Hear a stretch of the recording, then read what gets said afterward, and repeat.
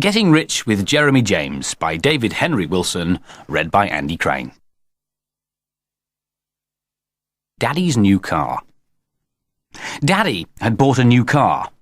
It was not a new car, but a second-hand new car. In fact, an old second-hand new car. But although it was old, it was not as old as Daddy's old car, which had been very old indeed, and which Jeremy James had once seen an elephant sit on. Cars are not really designed to be sat on by elephants, and Daddy's old car had not been designed to be sat on by anything. Mummy said it was more of an ornament than a car because it spent most of its time standing very still, either in the street outside or in the repair shop. When it did move, it was usually on the end of a rope, being pulled along by the van from the repair shop. Anyway, when the twins were born, it was obvious that the family were going to need a bigger car, not to mention a car that could move, and so Daddy sold the old car and bought the new old car. It was a moment of great excitement when Daddy pulled up outside the house in the long blue limousine that shone like a new pair of shoes. He gave a toot on the hooter, which sounded much grander than the honk of the old car, and Mummy and Jeremy James rushed out of the house to inspect the new arrival, while the twins were left in their cots to inspect the ceiling, or each other. "It's lovely," said Mummy. "It looks almost new." "Only done 40,000 miles, said Daddy. "Sounds a lot to me," said Mummy. "Well, not for a car," said Daddy. "How much did our old one do, Daddy?" asked Jeremy James. "Well, never more than 2 yards at a time," said Daddy. "Come on, get the twins and we'll go for a run." Jeremy James wondered why they should go running when they'd just got a new car. But as they'd often gone walking when they'd had the old car, he assumed this was just the way grown-ups did things. In any case, he had no time to ask, as Mummy whisked him back into the house to get his coat on, and then went upstairs with Daddy to get Christopher and Jennifer ready. "Let's go out into the country," said Mummy. "Or I could take her up the motorway," said Daddy. "Get up a bit of speed." "The country would be nicer," said Mummy, "and we can stop off somewhere for tea." Jeremy James pricked up his ears. He liked stopping off somewhere for tea. Platefuls of strawberries hovered before his eyes. "Can I have cream on them?" he asked. "Cream on what?" said Mummy. "On my strawberries," said Jeremy James. "You don't get strawberries at this time of the year," said Mummy. "You get hot buttered scones and toast and cakes." "And strawberry jam," said Jeremy James.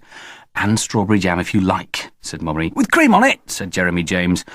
Mummy had changed Jennifer's nappy and had wrapped her up in a clean dress and woolly coat, and Jennifer was laughing happily. Daddy had just stabbed himself with the safety pin on Christopher's dirty nappy and was sucking his injured thumb while Christopher was crying. "I'll do him," said Mummy. "You hold Jennifer." "I'd better just get some plaster on this," said Daddy. But eventually, both twins were ready. Christopher stopped crying, Daddy's thumb was plastered, the pram had been taken apart, both parts had been loaded into the back of the new car with the twins lying cosily in the top part, and Mummy and Daddy and Jeremy James were all strapped into their seats. "Here we go then," said Daddy. "Next stop, Monte Carlo." Daddy pressed a button and there was a loud whirring sound.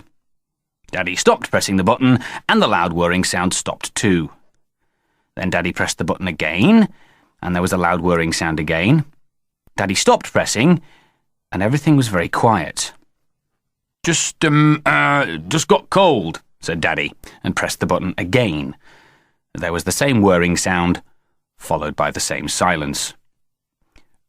"Could be flooded," said Daddy. "Unless it's overheated, I'll take a look." He pulled a lever, unstrapped himself, and got out. He went to the front of the car and then disappeared from view behind the raised bonnet. "It sounded a bit like our old car, didn't it, Mummy?" said Jeremy James. "Yes," said Mummy, "and it seemed to go a bit like our old car too." Daddy came back. "Can't see anything," he said. "I'll just give it another try." He sat in his seat and pressed the button. There was a loud whirring sound, followed by a loud silence. "Perhaps you better give them a ring," said Mummy. said Daddy. I'll have another look." And he got out again, and disappeared again, and came back again, and sat down again. "It's a lovely clean engine," he said. "Lovely clean and dead."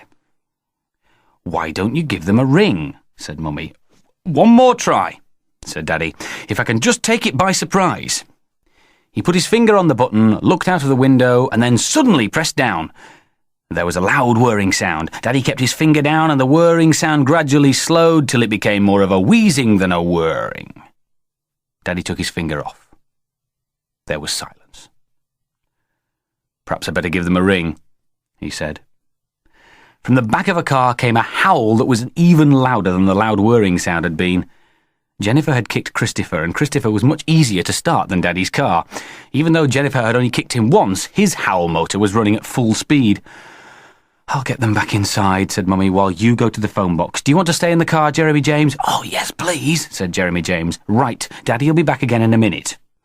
Mummy and Daddy took a giggling Jennifer and a wailing Christopher into the house. Then Daddy set off down the road to the phone box.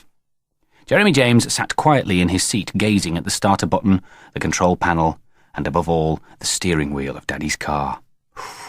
How he would love to sit at the steering wheel and swing it round and swing it back again, and how he would love to pull the levers and press the switches and flash and toot and brum brum and round the corners. With a tug and a squeeze and a wriggle, Jeremy James escaped from his straps and dived headfirst into Daddy's seat. Another little wriggle put him in just the right position, his nose level with the middle of the steering wheel. Jeremy James grasped the steering wheel firmly in both hands. "Brum, brum," he said, and swung the car screeching round the bend, hot on the tail of a gang of escaped bandits. "Eow," said Jeremy James, and brum, brum, brum. Then he jerked at the lever on the floor, just as he had seen Daddy do in the old car, and it clicked into a new position. "Gosh," said Jeremy James, "I hope I haven't broken it." He waggled the lever around, but it didn't seem to be broken. It was just a little loose. "Maybe that's how it ought to be," said Jeremy James. "Maybe that's what was wrong. Daddy had it in the wrong place." Jeremy James did some hard thinking. If Daddy had had it in the wrong place, and it was now in the right place, the car should go. And wouldn't Mummy and Daddy be pleased if the car went? They would be so pleased that they would give Jeremy James hundreds of scones and thousands of cakes and millions of kisses. He would be a real live hero if the car went. Jeremy James looked hard at the starter button. Jeremy James pressed the starter button, but nothing happened. There was not even a whirring sound. Jeremy James did some more hard thinking. Perhaps the car shouldn't make a whirring sound. Perhaps silence was what you ought to hear when you pressed the button, and the loud whirring sign had been a sign that the lever in the floor was in the wrong position, only Daddy hadn't known that because, after all, this was a new car. Perhaps the car was all ready to go, now the lever was in the right position. Jeremy James tried to remember what Daddy used to do with the old car when it was ready to go. Wasn't there another lever Daddy used to pull? Jeremy James looked for another lever. And sure enough, right behind the first lever he had pulled, there was a second lever, and it had a button in it. Jeremy James smiled to himself, pressed the button, and gently lowered the second lever to the floor. There was a creak, a little jerk, and the car... Was it? Yes! The car was moving! He'd done it! Oh, wouldn't Mummy and Daddy be pleased? Jeremy James lifted himself up in the seat so that he could look out of the window, and there was no doubt about it, the houses on the other side of the street were slowly slipping by in the opposite direction. In fact, they were slipping by a little faster now. In fact, even as he looked, they seemed to be gathering speed. Jeremy James stopped smiling and his heart began to pound. He hadn't meant to go as fast as this. He took hold of the steering wheel, but then he couldn't see out of the window anymore, so he just swung the steering wheel from side to side and hoped for the best and wished he hadn't mended Daddy's car after all. There was a loud thump and a tinkle of broken glass, and the car suddenly stopped. It stopped so suddenly that Jeremy James was thrown forward and bumped his nose hard on the middle of the steering wheel. The thump and the bump brought tears into and out of Jeremy James' eyes, and he sat at the steering wheel, howling louder than the loud whirring noise and Christopher's wail put together. Then the car door opened, and there was Daddy, lifting him out and holding him very tightly. And Mummy came running a moment later and took him from Daddy and asked if her little darling was all right, and Daddy said her little darling was all right, but his new car jolly well wasn't. Then Mummy said they shouldn't have left Jeremy James alone in the car, and Daddy said Jeremy James should have kept his hands off Daddy's new car, and Jeremy James howled very loudly because that seemed the safest thing to do. There were soon quite a lot of people standing round Daddy's new car. Jeremy James heard their voices through Mummy's shoulder, and they were saying things like, "How did it happen?" and "Could have been killed," and "Who's going to pay for my garden wall?" and "Don't worry, Mr. Johnson, I'll see to everything, I'm ever so sorry." The last one was definitely Daddy's voice. Then Mummy carried Jeremy James away, and he risked a little peep over the top of her shoulder. Daddy's new car was right across the pavement, with its front all squashed up against a wall. And Daddy was talking to a red-faced man with a bristling moustache, and there was a policeman coming up the road towards them. Jeremy James hid his face again and let out a few more loud sobs. "It's all right," said Mummy, giving him an extra pat and a squeeze. "Don't cry, it's all right." And she carried him into the house and gave him a big piece of chocolate, which helped to dry his eyes and silence his sobs. Chocolate was a medicine Jeremy James always responded to very quickly. A little while later, Mummy called him to come and look out of the window, and she picked him up again so that he could get a good view. The van from the repair shop was just going by, and it was followed by a long rope, and on the end of the long rope was Daddy's new car, looking very crumpled. At the steering wheel of Daddy's new car was Daddy, and he was looking rather crumpled too. "Oh, Mummy," said Jeremy James, "it looks just like the old car now." Said Mummy, and held him very tight. How to get rich. "How do you make money?" asked Jeremy James one morning at breakfast. "No idea," said Daddy, "but if you ever find out, let me know." "You have to work for it," said Mummy. "You work, and then people pay you." "What sort of work?" asked Jeremy James. "All sorts," said Mummy. "Different people do different work." "Well, what sort of work could I do to get some money?" asked Jeremy James. "What do you need money for?" asked Mummy. "Spending," said Jeremy James. "Spending on what?" asked Mummy. Why was it that grown-ups never answered questions? You could ask them about anything, but they would never tell you what you wanted to know. Only yesterday, he'd asked Mummy why the man they just walked past had one leg instead of two, and Mummy had said shh to him as if he'd said something rude. "I only want to know what's happened to his other leg," Jeremy James had said, but Mummy had shushed him again with a threatening look. And the day before that, when he'd watched Mummy bathing the twins and had asked why Jennifer hadn't got something he and Christopher had got, all he received was a instead of an answer. You never got answers from grown-ups, just shh, or questions about why you were asking questions. "Toys," said Jeremy James, "so that I can buy more toys." He would have said sweets, but toys sounded more respectable. "Haven't you got enough toys?" said Mummy. "Well, I haven't got a tricycle with a saddlebag," said Jeremy James, "so how can I get some money for a tricycle with a saddlebag?" "I haven't got a tricycle with a saddlebag either," said Daddy. "Seems to be a common weakness in the family." Daddy tended not to say shh or or ask questions. He just said things that had nothing to do with what you were asking. "Well, what work can I do?" asked Jeremy James, who could be very determined when he wanted to be. "Let's have a look in the paper," said Daddy. "See if we can find something suitable." And Daddy spread the paper out at the page where it said, "Jobs vacant." "Now then," he said, "how about long-distance lorry driver?" "No, not after your efforts at short-distance car driving." "Cook required, part-time at nursing home. What's your cooking like, Jeremy James?" "I'm good at strawberries and ice cream," said Jeremy James. "But you'd never leave any for the patients," said Daddy. "That's true," said Jeremy James, "but I'd like that sort of work." "I expect you would," said Daddy. "It's the kind of job you could grow fat on. How about being a coalman?" "Oh, too dirty," said Jeremy James. "Street cleaner then," said Daddy. "I don't like cleaning," said Jeremy James. "Ah," said Daddy. "So it's got to be something that won't make you dirty and won't make you clean, and they must pay me lots of money," said Jeremy James. "Ooh, nothing like that here, I'm afraid," said Daddy, closing the paper. "Fairy godmothers don't advertise in our paper." Mummy and Daddy smiled at each other, but Jeremy James didn't think it was funny. Sweets and toys and tricycles with saddlebags cost money, and if you wanted money you had to work, and if you couldn't work you couldn't have money, and without money you couldn't have sweets or toys or tricycles with saddlebags. And that wasn't at all funny. Jeremy James frowned, and behind his frown there began to stir a vague memory from the distant past. It had been at least 2 days ago. He had gone round the corner with Mummy to the greengrocer's shop, and in the greengrocer's window had been a large notice which Mummy had helped him to read. "Bright lad wanted." That's what the notice had said. Jeremy James thought hard for a moment. "Mummy," said Jeremy James, "am I bright?" "As bright as a button," said Mummy. Jeremy James thought hard for another moment. "Daddy," said Jeremy James, "how much do bright lads get paid?" "Depends what they're doing," said Daddy. "Sort of greengrocering," said Jeremy James. "No idea," said Daddy. "I expect they get the union rates for bright greengrocering lads." "What's union rates?" asked Jeremy James. "That's what you'll get paid when you get that job," said Daddy. Jeremy James did some more hard thinking. The problem was not what to do, but how to get permission to do it. He looked at Mummy, and he looked at Daddy, and he looked at the table, and he took a deep breath and said, "Can I just go round the corner to the, sweet shop?"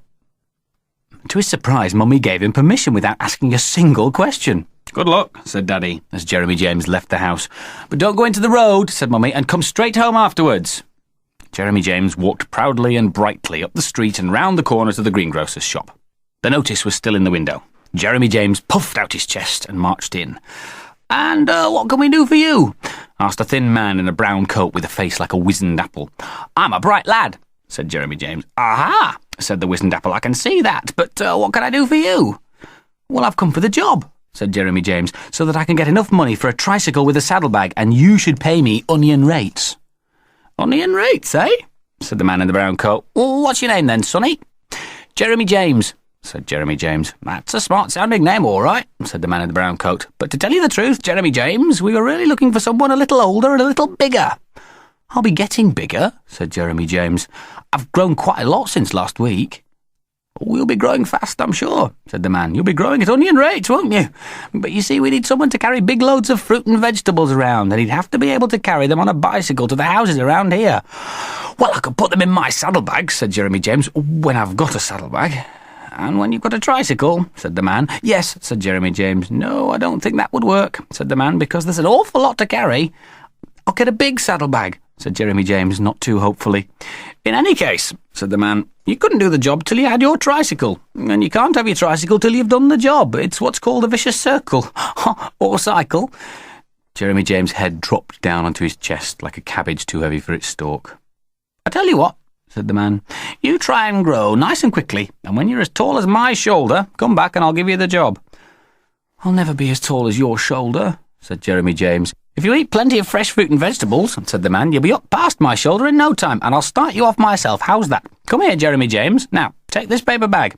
Jeremy James took the large paper bag that the man held out to him. Now, you go round my shop, said the man, and fill that paper bag with anything you like. Anything? Said Jeremy James. Anything, said the man. Jeremy James looked round the shop. Apples, oranges, pears, bananas, potatoes, tomatoes, beans, carrots. You haven't got any chocolate, have you? Said Jeremy James. Afraid not, said the man. Or any tins of mandarin oranges? Asked Jeremy James. No tins here, said the man. Everything fresh as God made it. Jeremy James filled his bag until its sides were splitting and he needed both hands and both arms to hold it all together. Off you go then, Jeremy James, said the man, and I'll see you when you're up to my shoulder. All right, said Jeremy James. I'll be back next week. Thank you very much for the bagful. When Mummy and Daddy saw the bag of fruit, their eyes opened as wide as apples and pears. Where did that come from? Asked Mummy.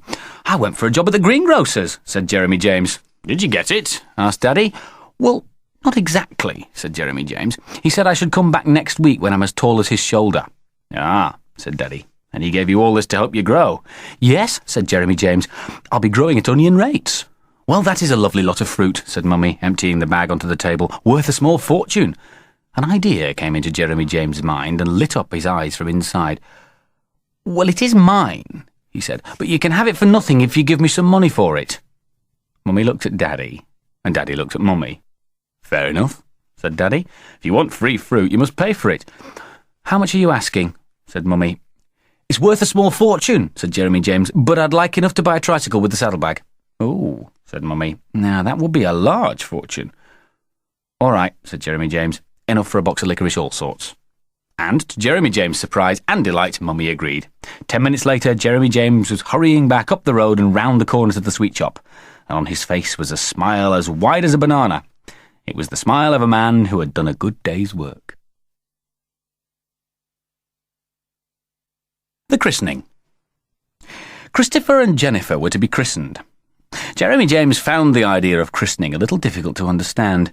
Mummy explained to him that the twins would be named and dipped in water. But Jeremy James pointed out that they already had names and that Mummy dipped them in water every day, so why did they have to go to a church to be given names they already had and a bath which they wouldn't need? Then Mummy said Jesus wanted little children to be christened. But Jeremy James reckoned Jesus couldn't have known the twins had already been given their names and their bath. Then Mummy said Jeremy James was too young to understand, but he could look forward to the party afterwards. And Jeremy James decided that if there were going to be a party afterwards, maybe christenings were a good thing after all, and Jesus knew what he was doing. There were not many people in the church, which seemed all dusty and hollow, and the people who were there talked in very quiet voices, as if they were afraid to wake somebody up. Mummy, said Jeremy James in a loud voice that echoed round the walls of the church, why is everybody whispering? One or two heads turned in Jeremy James' direction, and Mummy's face went a little red. Because, whispered Mummy, you're not supposed to talk loudly in church. Mummy looked very smart in a blue suit with a flowery blue hat, and she was holding Christopher, who was wrapped up in a soft blue shawl. Christopher was peeping round him, and didn't seem to like what he saw. There was a slightly alarmed expression in his eyes, and his lips were turned down at both ends. Although the sun shone brightly outside the church, there was a distinct threat of showers inside.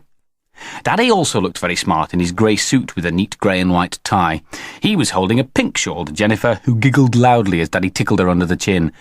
Daddy had to stop tickling her because Jennifer didn't understand that you weren't supposed to make loud noises in church. And between Mummy and Daddy stood Jeremy James, in a suit as grey as Daddy's, with his face scrubbed clean and his hair well brushed and parted. He gazed round the high, hollow church and wondered why God chose to live in such a gloomy place. He reckoned God would be a lot happier if someone were to stick paper chains across his ceiling. As Jeremy James gazed and pondered, the door of the church opened and in came Uncle Jack, Aunt Janet and Melissa, who was the same age as Jeremy James. Uncle Jack and Aunt Janet caught sight of Mummy and Daddy and gave them a cheerful wave.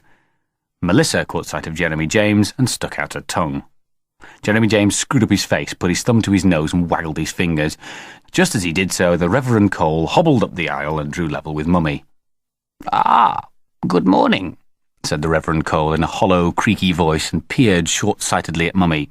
"You must be, yes, of course, and, this is, Christopher," said Mummy, "and my husband's holding Jennifer."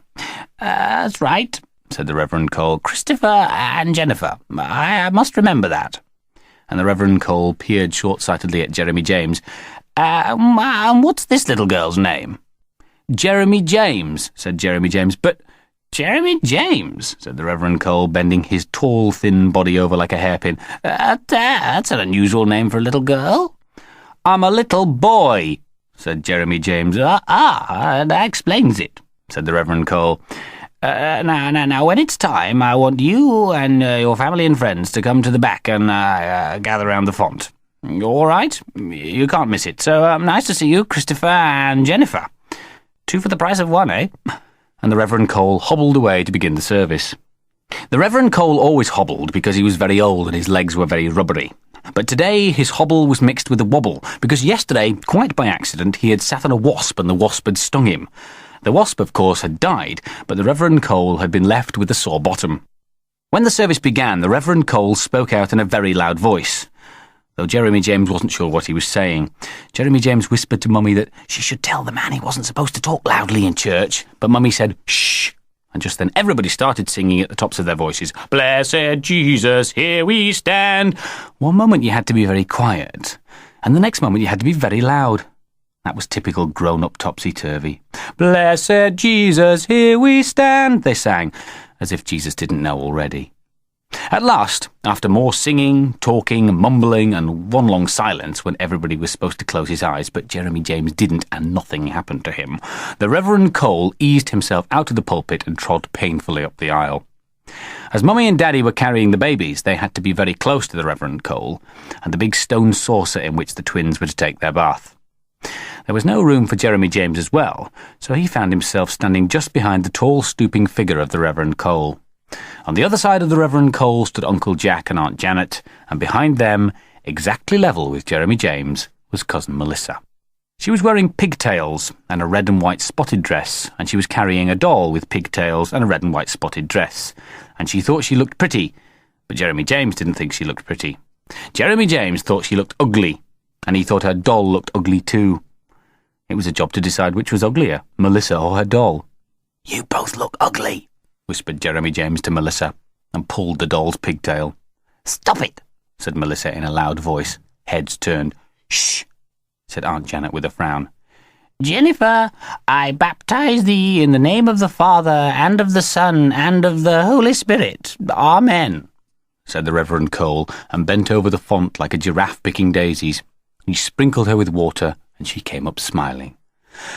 "Ah," said several voices at once, and the Reverend Cole handed her back to her proud daddy. "You're smelly," whispered Jeremy James to Melissa. "So are you," whispered Melissa to Jeremy James. "Not as smelly as you," whispered Jeremy James to Melissa. Mummy handed Christopher over to the Reverend Cole. He was scarcely halfway across when the thunderstorm broke. Tears rained from his eyes and a piercing howl gusted out of his wide-open mouth. A shudder ran through the assembly, and the Reverend Cole thought seriously of retirement. "Your doll is as ugly and smelly as you are," whispered Jeremy James to Melissa. "I'm going to tell on you," said Melissa to Jeremy James. "Just like a girl," said Jeremy James to Melissa, and this time he pulled one of Melissa's pigtails. "You stop it," cried Melissa, and gave Jeremy James a good hard push. As Jeremy James had had to lean over to pull Melissa's pigtail, he was off balance when she pushed him. He staggered, and he would certainly have fallen if he hadn't managed to hold on to the nearest support. The nearest support was the Reverend Cole, and as the Reverend Cole was at that moment bending over the font to give Christopher his bath, Jeremy James grasped the very part of the Reverend Cole on which the dead wasp had chosen to make its mark. "Christopher, I baptize thee in the name of the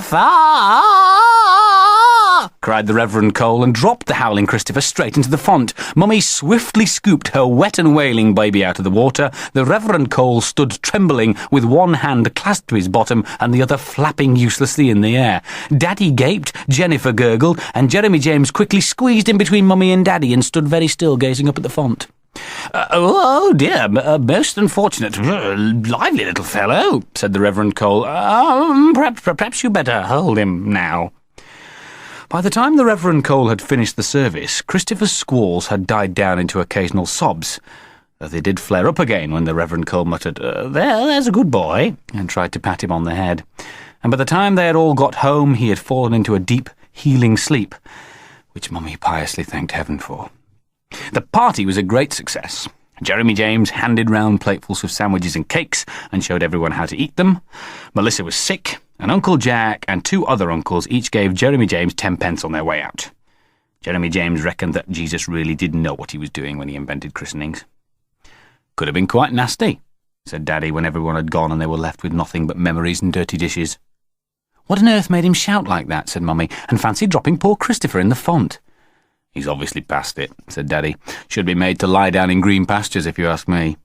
"Anyway," said Mummy, "everything else went well, and I thought Jeremy James was a very good boy today." Daddy put his arm round his big son. "That's true," he said. "Never heard a word from him right through the service. There'll be a bonus in your pocket money this week, my boy." Jeremy James gave a big smile and gazed innocently up at his proud Mummy and Daddy. The fact that grown-ups live in a topsy-turvy world can sometimes have its advantages. Timothy's birthday party. Timothy was the little boy who lived in the big house next door. He was a year older than Jeremy James, and he knew everything there was to know and had everything there was to have. Timothy went to school, though Jeremy James wasn't quite sure whether Timothy went there as a pupil or as a teacher, since he knew such a lot. And although on every day of the year Timothy was more important than anybody else, today he was doubly more important, because today was his birthday. He had long ago invited all his friends to the best birthday party they would ever be lucky enough to attend, and Jeremy James was one of the chosen few. "Ding dong," said the front doorbell of Timothy's house, and a moment later the door had opened and there stood Timothy's mummy. "Hello, Mrs. Smythe Fortistick," said Jeremy James. The name was Smythe Fortescue, but Jeremy James couldn't quite get his tongue in the right position. "Ah, hello, Jeremy," said Mrs. Smythe Fortescue. "Jeremy James," said Jeremy James. "That's right. Do come in, Jeremy." And a moment later, Jeremy James was face to face with the great hero himself. "Happy birthday, Tim," said Jeremy James, handing over a large box-shaped parcel wrapped in thick brown paper and tied with string. It was a very exciting parcel, and Jeremy James knew just what was inside it, and he wished it was for him and not for Timothy. Timothy pulled the string apart and tore open the brown paper, which he simply dropped on the floor and left, perhaps as a special treat for his mummy. Inside was a box, and inside the box was a tank. It was a brown and green tank with a gun that could swivel and fire matches, and it had an engine of its own, which meant it could roll along the carpet all by itself, and as it rolled, it sparked and made a loud grinding noise, just like a real tank. Jeremy James had seen it working in the shop when he and Mummy had bought it, and he'd seen it again in the living room when Daddy had tested it for 3/4 of an hour. And Timothy was very lucky to get a tank like that, because a tank like that was the best present anybody could ever have. "Oh yes, I've got one like this already," said Timothy. "Only the one I've got is bigger." A little light of hope shone through Jeremy James' eyes. "Don't you want it then?" he said. "Oh yes, I'll take it," said Timothy. "I don't mind having two." Out went the little light of hope. When Timothy had shown off all his presents to all his friends and had made it clear to them that he had more presents and better presents than they were ever likely to get, and they were very lucky to have a friend like him, all the boys went out into the Smythe Fortescue's huge garden. There they whooped and warbled, hid and sought, shot and scalped, swung and slid, and machine-gunned one another down until tea time. tea was a rich feast of sandwiches, crisps, cakes, jelly, ice cream and fizzy drinks. Jeremy James' arms, hands and jaws worked almost continuously as he reached, grabbed and chewed, and with all the other little boys doing the same, it wasn't long before the dining table was as bare as old Mother Hubbard's cupboard. "Finished, everybody?" asked Mrs. Smythe Fortescue. "Is there any more?" asked Timothy. "No, dear." "Then I suppose we've finished," said Timothy, with a glance at the table full of bare plates. "Well, I'll just clear the table," said Mrs. Smythe Fortescue. "Then we can play some nice games, While she was clearing the table, Mr. Smythe Fortescue came home from work. He had ginger hair and freckles just like Timothy, and he poked them round the door.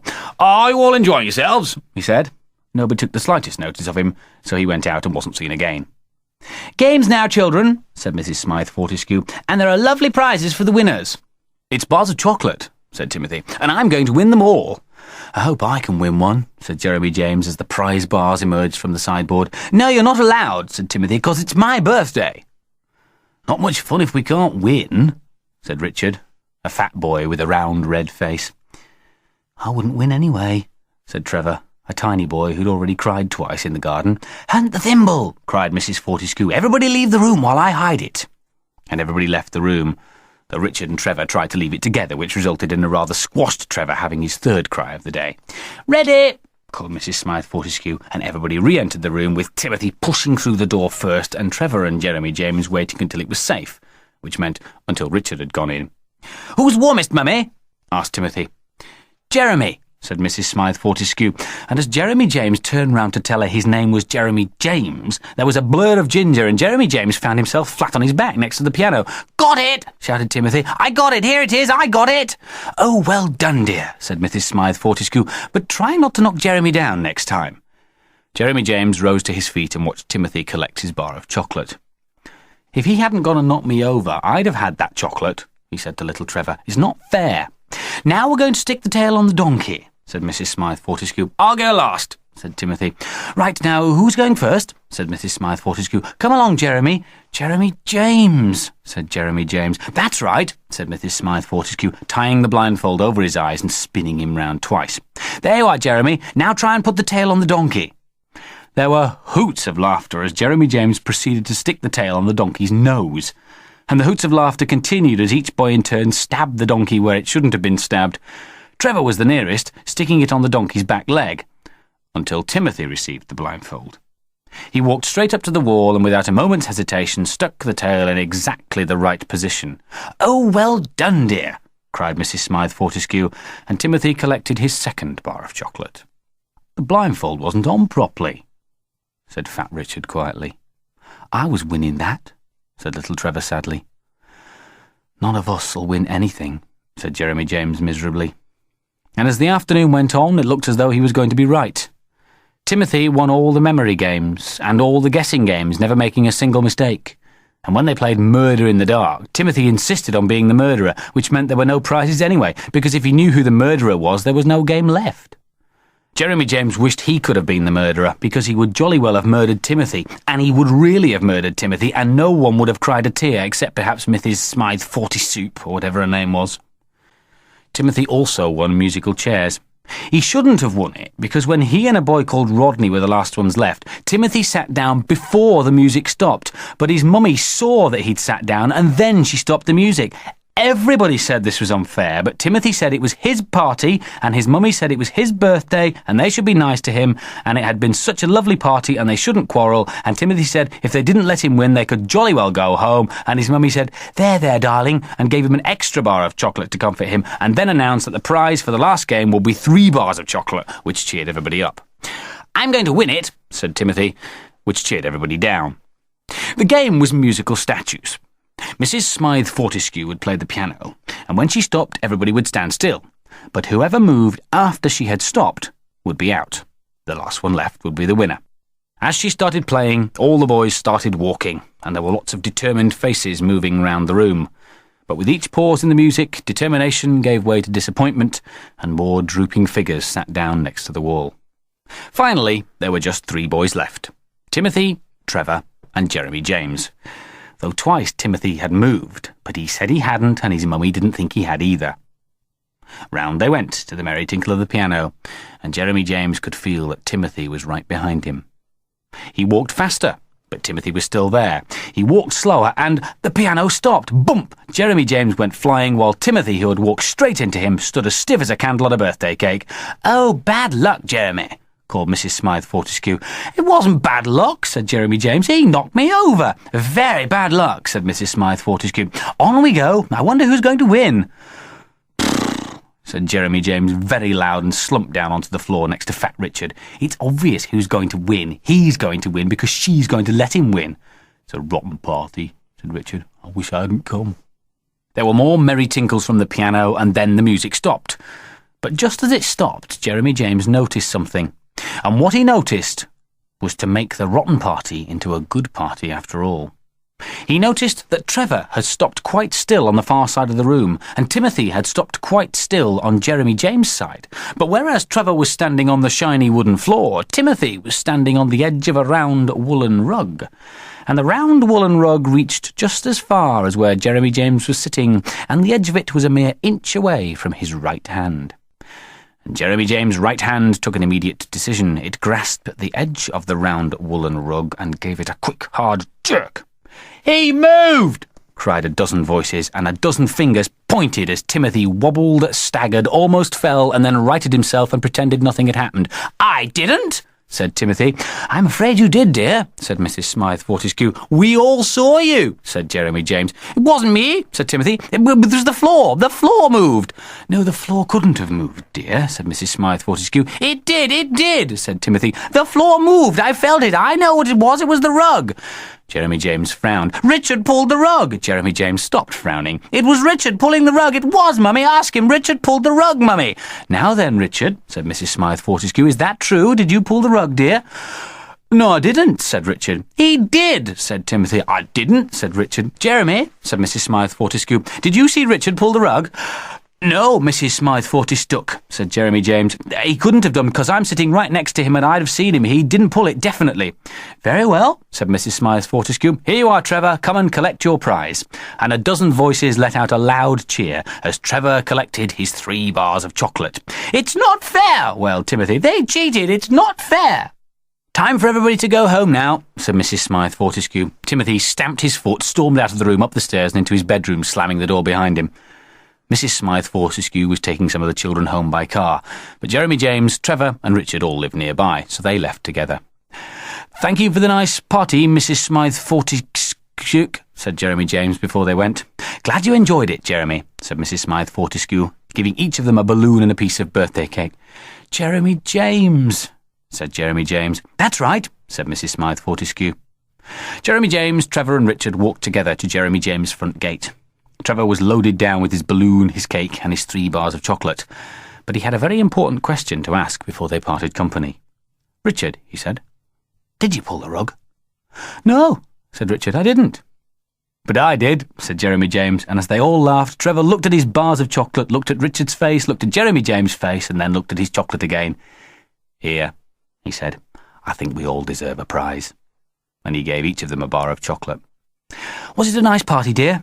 asked Mummy, opening the door for Jeremy James. "Yes, thank you," said Jeremy James. "I won a bar of chocolate." "And what did you win that for?" asked Mummy. Jeremy James thought for a moment. "Pulling the rug," he said. But that was a game Mummy had never heard of. Jeremy James and the Tooth Dragon. Jeremy James had toothache. It was a tooth over on the right-hand side of his mouth, and without a doubt it was his favourite chocolate-crunching, licorice all-sort-munching tooth. Mummy said it had probably been crunching too much chocolate and too many licorice all-sorts, and that was why it was hurting. But Jeremy James reckoned it was too many potatoes and too much cabbage that had done the damage. After all, it was his tooth, and he should know what was good and bad for it. But at the moment, he had to confess, the favourite tooth had as little enthusiasm for chocolate and licorice all-sorts as it has for potatoes and cabbage. It couldn't munch, and it couldn't crunch. All it could do was ache. "Is it very bad?" asked Mummy at breakfast as Jeremy James' teeth and tongue wrestled with a cornflake. Jeremy James pulled a face like a crumpled chocolate wrapper. "Very, very bad," he said. Then he remembered something Daddy had said once, when Mummy asked him how he was after he'd mistaken his thumb for the picture hook. "It's agony," said Jeremy James. "Bloomin' agony." "I'll ring Mr. Pullum," said Mummy. "Who's Mr. Pullum?" asked Daddy. "The dentist," said Mummy. "Ah, yes," said Daddy. "I believe he's of American extraction, what they call a Yank." Mummy and Daddy both laughed, but Jeremy James remained very serious, because toothache is no laughing matter. "Will it hurt?" asked Jeremy James as he and Mummy pushed the twins along in their pram. "Oh, not much," said Mummy. "How much?" asked Jeremy James. "Not as much as it's hurting now," said Mummy, "and afterwards it'll stop hurting altogether." That didn't sound like a lot of hurt, but even a little hurt can be quite painful. "How do you know how much it's hurting now?" he asked. Said Mummy. "Well, you said it was bloomin' agony, so it must be hurting quite a lot.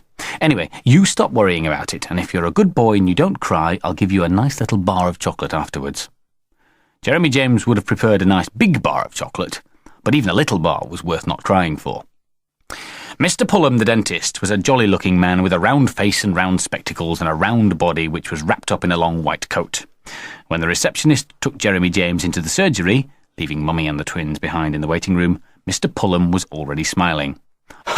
"Hello, Jeremy James," said Mr. Pullum, "and how are you today?" "I've got toothache," said Jeremy James. "Jolly good," said Mr. Pullum, and gave an even bigger smile. "He's a little bit deaf," whispered the receptionist, "so you'll have to speak louder." "I've got toothache!" shouted Jeremy James. "Ah," said Mr. Pullum, "then you've come to the right place. You come and sit here then, Jeremy James." Jeremy James sat down in a big black shiny chair which was surrounded by all sorts of funny-looking machines. "Hold tight," said Mr. Pullum, and pressed the button. And Jeremy James suddenly found himself lying down instead of sitting up. Mr. Pullum pressed another button, and Jeremy James felt the chair going up in the air. "Gosh, it's like a space rocket!" shouted Jeremy James. "That's right," said Mr. Pullum with a smile, "for exploring the molar system. Now then, open wide." Jeremy James opened his mouth so wide that his face almost disappeared. "My word," said Mr. Pullum, "I could almost climb in there and walk around."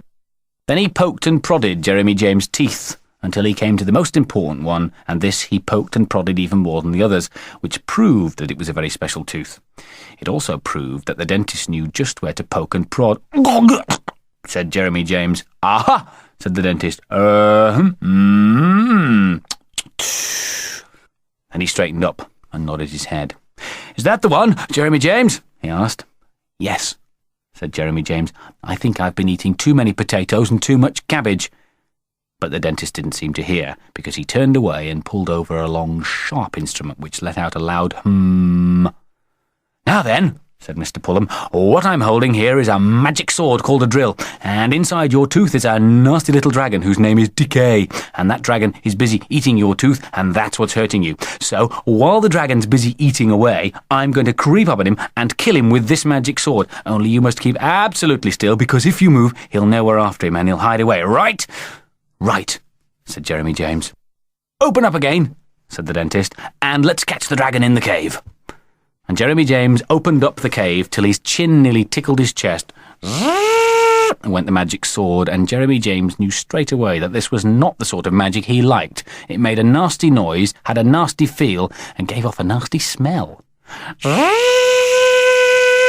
Went the sword, and Jeremy James tried to think about the bar of chocolate he'd be getting when the dragon was dead, and then suddenly the sword stopped humming.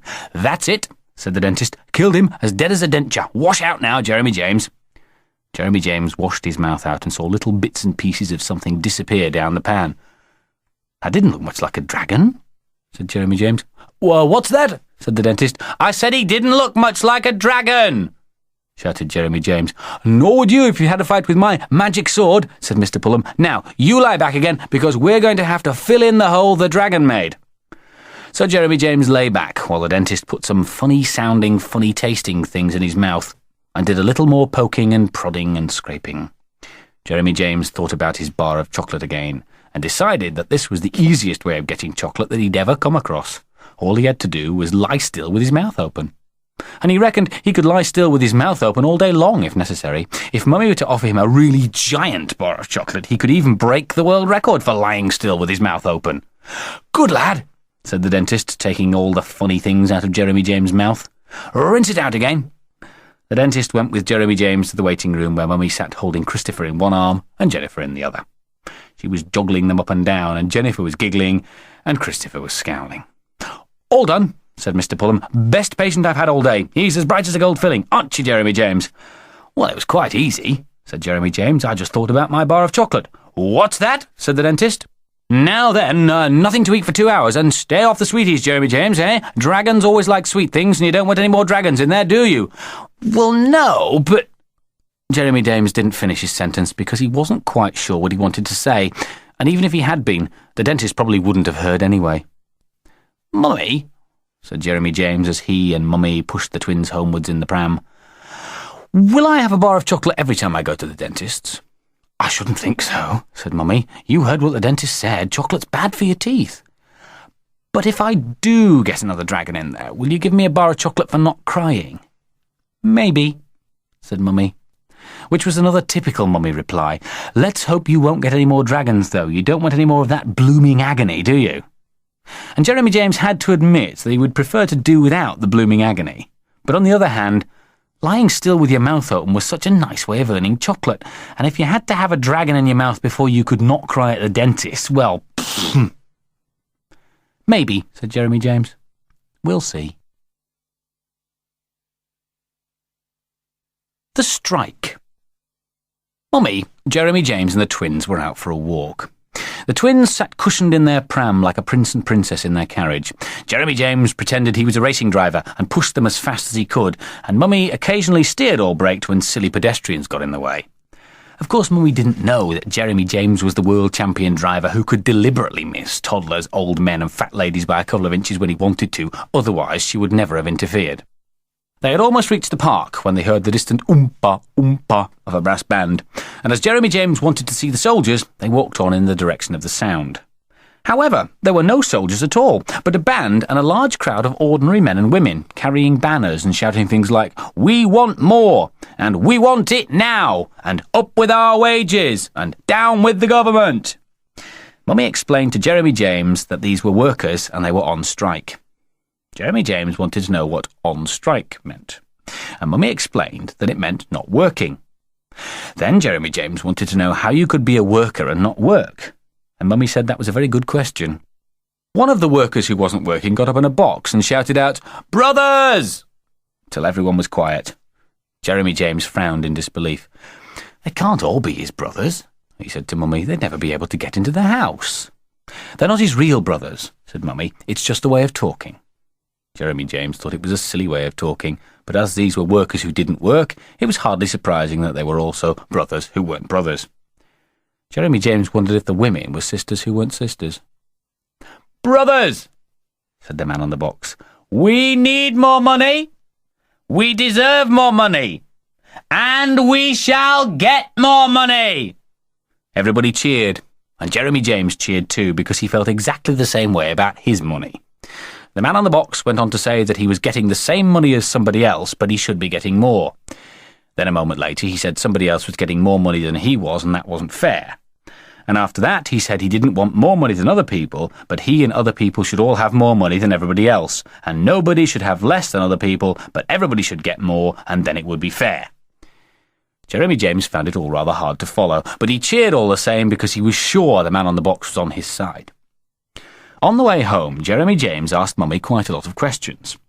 For instance, he wanted to know just how the non-working workers would get them more money which they deserved. Mummy said that by not working they hoped to force the people with the money to give them more. Jeremy James thought this meant that the less you worked, the more money you would get.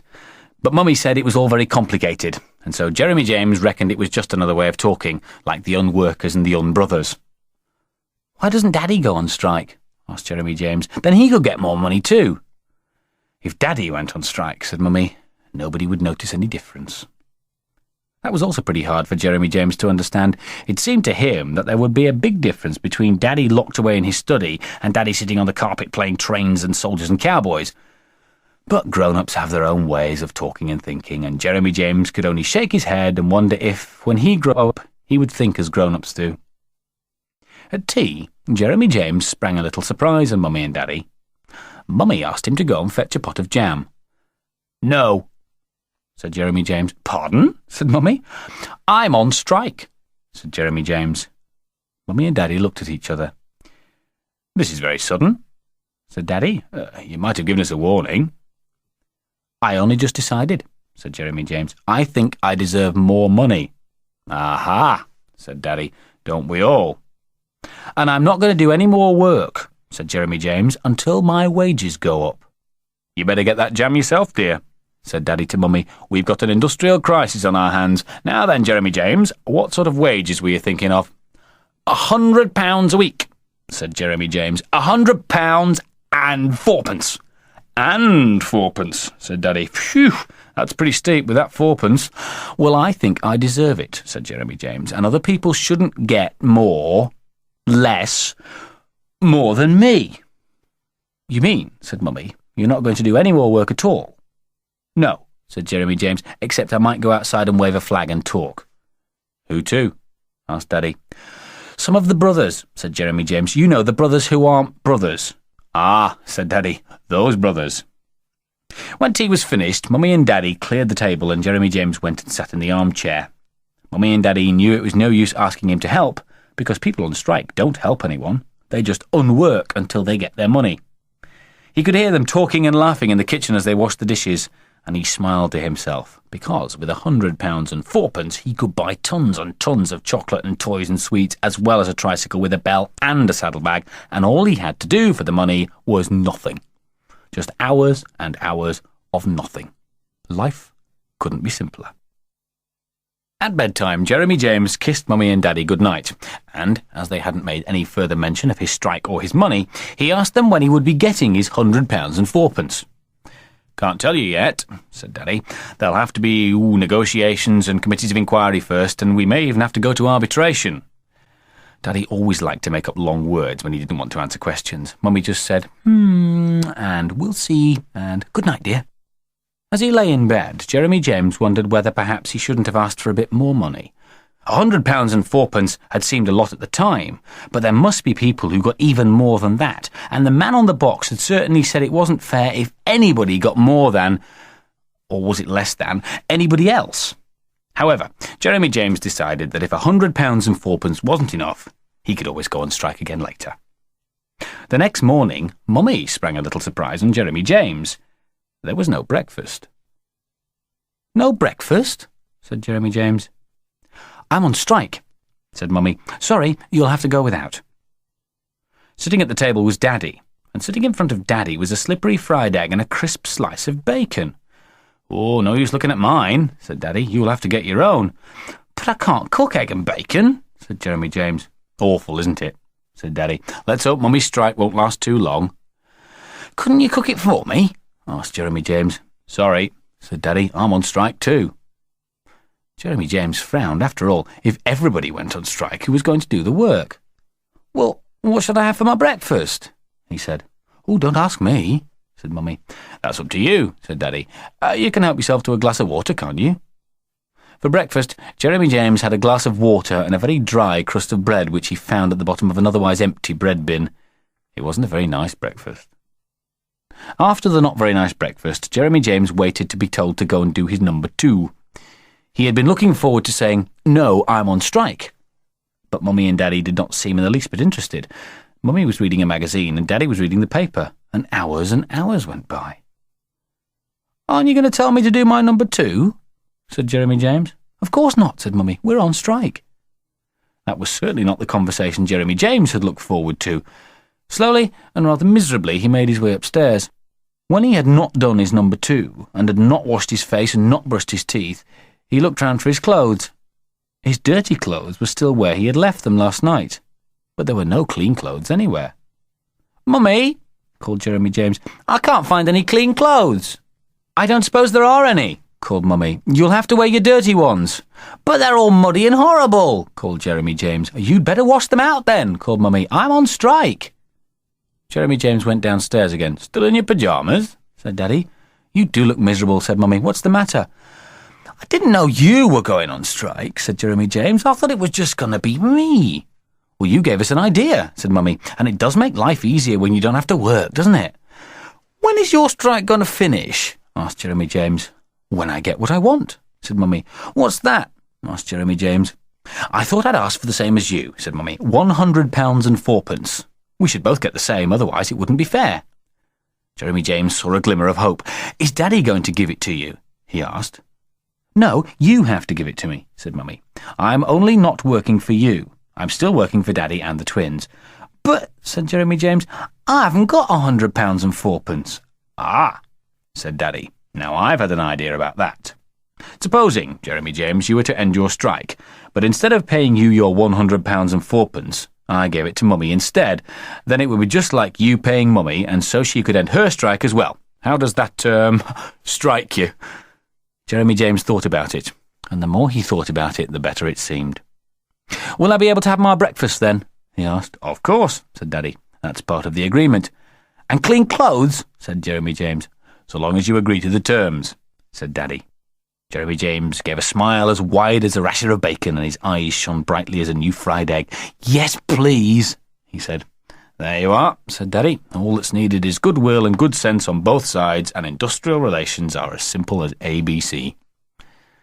Jeremy James wasn't quite sure what industrial relations were, but he did know that breakfast that day tasted nicer than it had ever tasted before. End of Disc 1. Disc 2. The Hunt. It was a typical English summer's day, with the rain slanting down from a blueless grey sky, and Jeremy James was bored. Mummy was resting on the settee. The twins were asleep upstairs. The twins seemed to have a funny effect on Mummy. Whenever they went to sleep, she tried to go to sleep too. And Daddy was in his study, playing with his typewriter. Jeremy James sat on the living room floor, surrounded by picture books, toy soldiers and his train set, and he didn't know what to do. He'd read all the picture books, he'd killed all the soldiers, and he'd called his train set out on strike. It was 100 years till tea time, 100 years since lunch, and Mummy shouldn't have curled up on the settee. She should have taken Jeremy James somewhere nice, or played a game with him, or left a mountain of chocolate to eat through.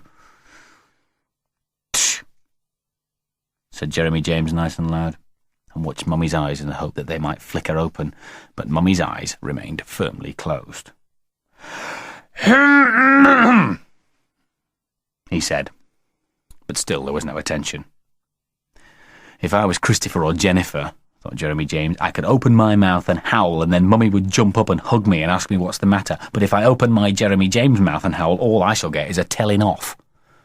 Jeremy James gave a loud sigh, but still Mummy's eyes stayed shut. Jeremy James would certainly have rolled over and died of boredom if, at that moment, there hadn't been a sudden dramatic event.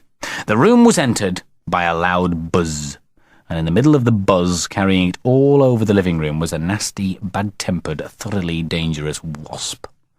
It zoomed over Jeremy James' head, battered at the window like a shower of hailstones, and then came humming back across the room, right past Mummy and onto the arm of the settee.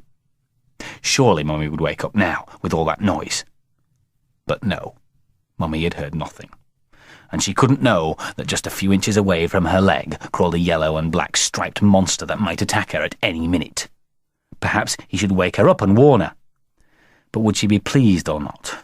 Jeremy James could imagine her saying, "Oh, thank you, Jeremy James, you've saved my life. What a good boy you are. Here's a whole bar of chocolate."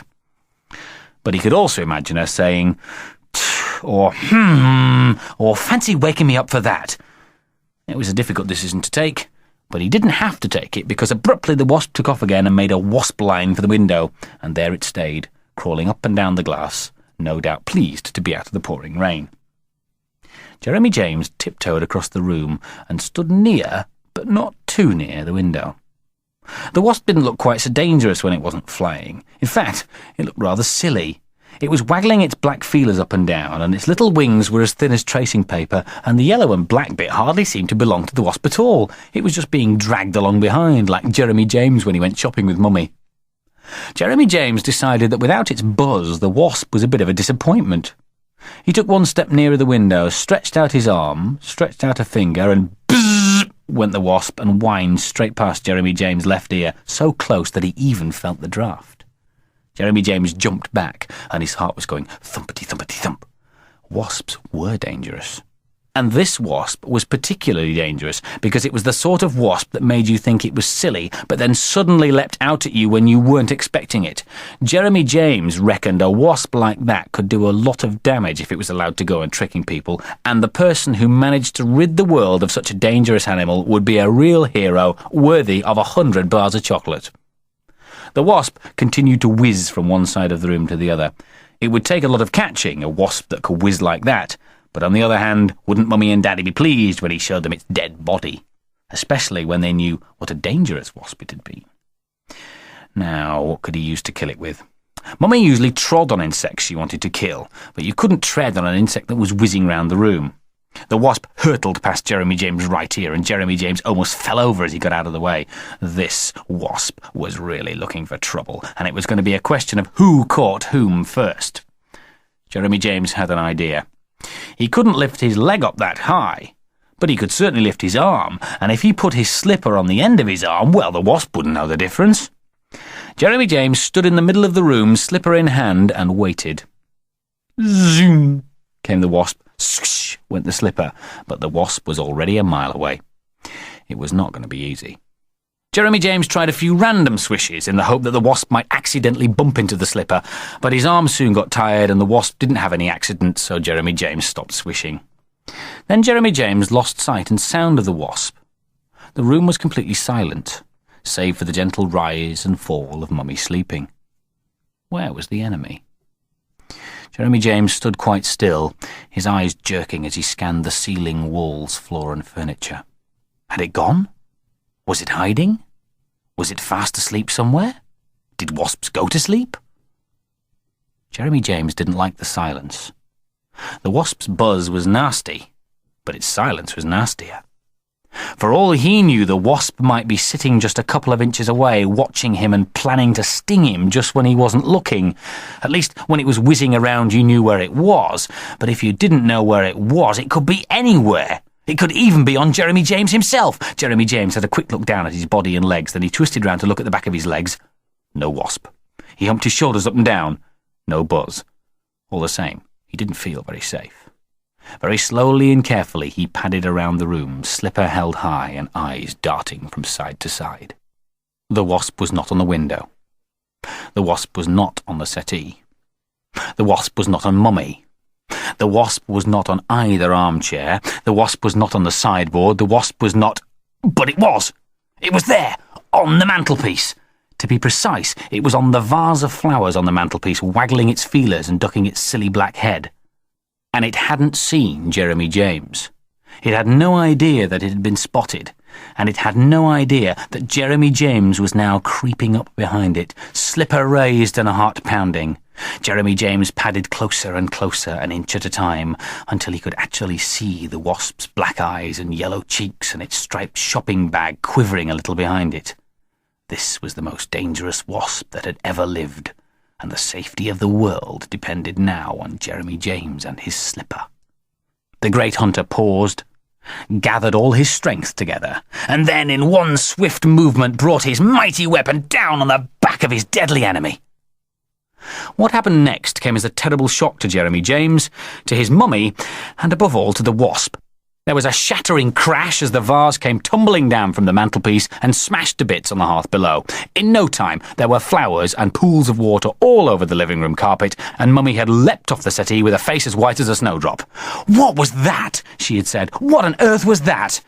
And then she saw what on earth it was, and she saw Jeremy James standing over the bits of vase and the mess of flowers and the puddles of water, and he was holding a slipper in his hand, and he was looking up at her with the eyes that were very round and rather frightened.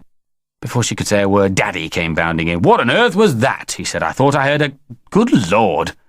And Daddy also saw the jumble of china and petals and leaves and soggy carpet. "It's our best vase," said Mummy. "Well, it was," said Daddy. Mummy hurried out and came back carrying a cloth and brush and a pan. "What happened?" asked Daddy. "There was a wasp," said Jeremy James. "It was a great big dangerous one." "And this great big dangerous wasp took a dislike to Mummy's vase," said Daddy, "and pushed it off the mantelpiece." "No," said Jeremy James. "I was trying to kill it." "I see," said Daddy, "but instead of killing the wasp, you killed the vase." "Well," said Jeremy James, "the wasp was sitting on the vase." "Ah," said Daddy, "so you hit the wasp and the vase." Well, I'm not sure if I hit the wasp," said Jeremy James. "But we can be fairly sure that you hit the vase," said Daddy. "Yes," said Jeremy James. Mummy held up a tiny, limp yellow and black thing. "Is this your great big dangerous wasp?" she asked. Jeremy James got down on his hands and knees and looked very closely. "Yes," he said, "it is. That's the one, 'cause it had those stripes." Daddy nodded thoughtfully. "Not a bad shot, then," he said. "All the same," said Mummy, "in future, Jeremy James, leave the wasps alone." Then she looked at Daddy. "Vase today, window tomorrow." Daddy grinned. "Lucky for you it didn't land on your nose," he said. "Oh, I wouldn't have killed it if it had been on Mummy's nose," said Jeremy James, "because that would have woken Mummy up." Pancakes and blackberries. It was one of those warm, gentle September Saturdays, which Daddy said were perfect for watching football, and Mummy said were perfect for a family outing. Daddy wondered whether perhaps the family would like to go on an outing to a football match, but Mummy said she wouldn't, and Jeremy James said he'd prefer a place that sold strawberries and cream, and the twins said gurgle and glug, which meant they would go where they were taken. And so they were taken blackberry picking. Daddy drove the whole family out into the country in their newly patched-up new car, and as they went down the narrow lanes, Mummy looked at the hedges on one side, and Jeremy James looked at those on the other, and Daddy tried to look at the hedges on both sides and the road in the middle. Sometimes when Daddy was looking at a hedge on one side, Mummy would take a look at the road in the middle and would shout out, "Watch it!" And Daddy would suddenly swing the steering wheel and say, "OK, don't panic." And Jeremy James would say, "There's some blackberries." And Daddy would say, "Where?" And Mummy would say, "Keep your eye on the road." And Daddy would swing the steering wheel again. Blackberry picking was quite exciting, really. At last, Daddy pulled up on a broad grass verge at the side of the road, and they all got out.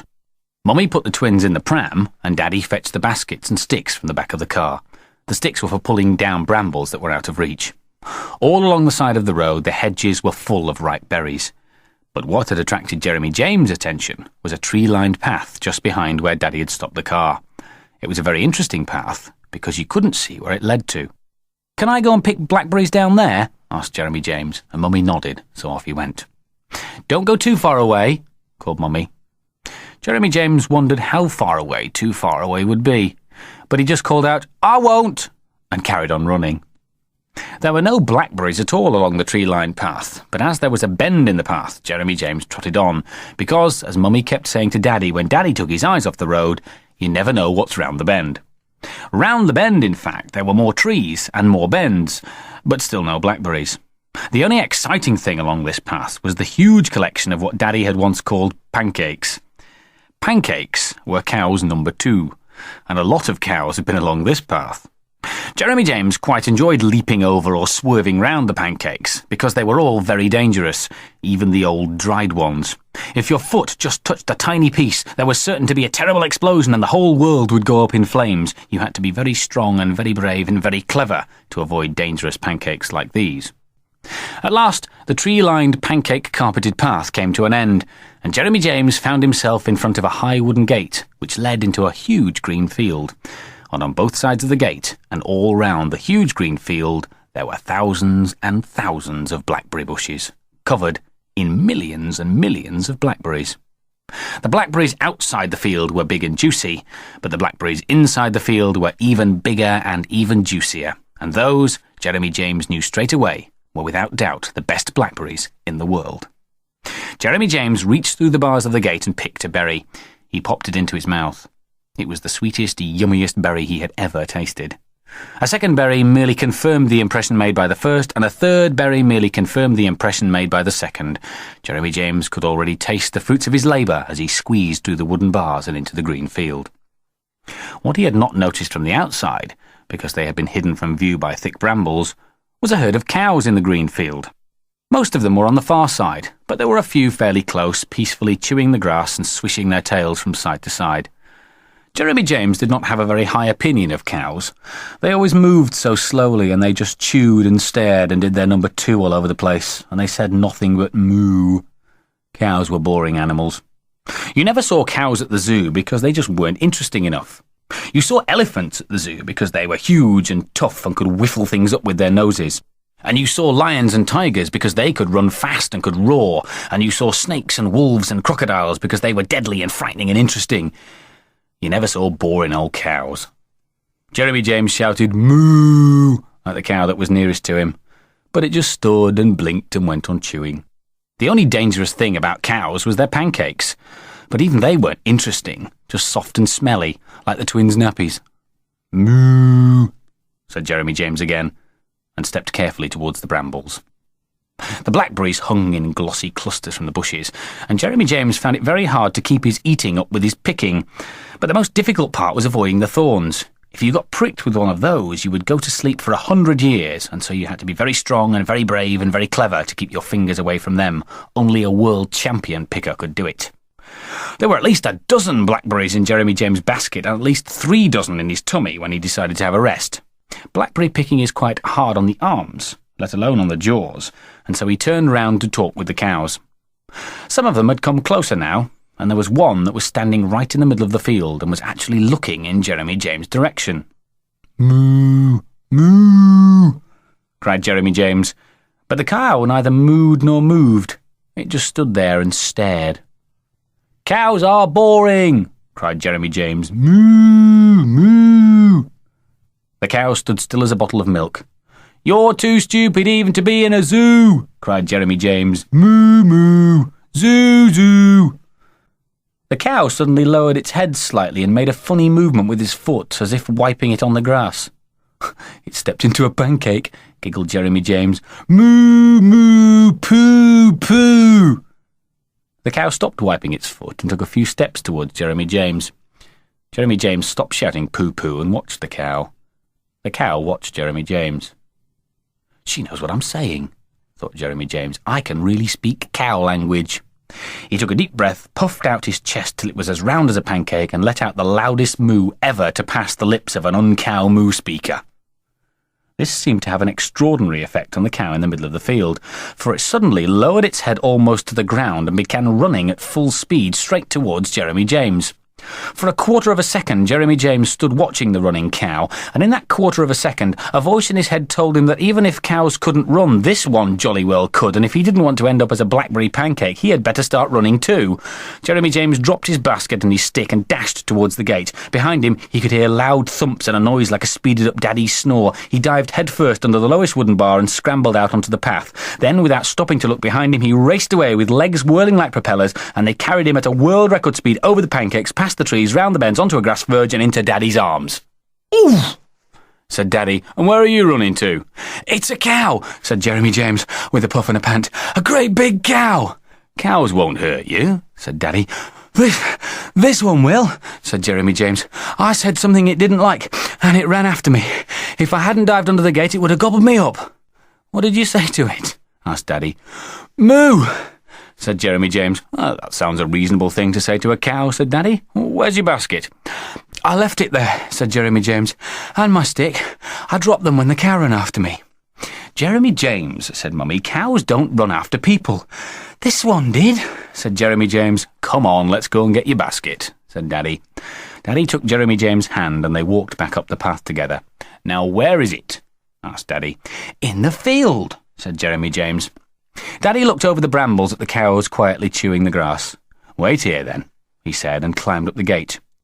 He had just put his leg over the top when a great big cow raised its head and looked at him. Daddy looked back at the cow. Then Daddy looked a little more closely at the cow, and then Daddy brought his leg back and climbed down the gate again. "Aren't you going to get it?" asked Jeremy James. "No," said Daddy. Then he picked Jeremy James up in his arms and lifted him high. "You see that nice cow over there?" he said.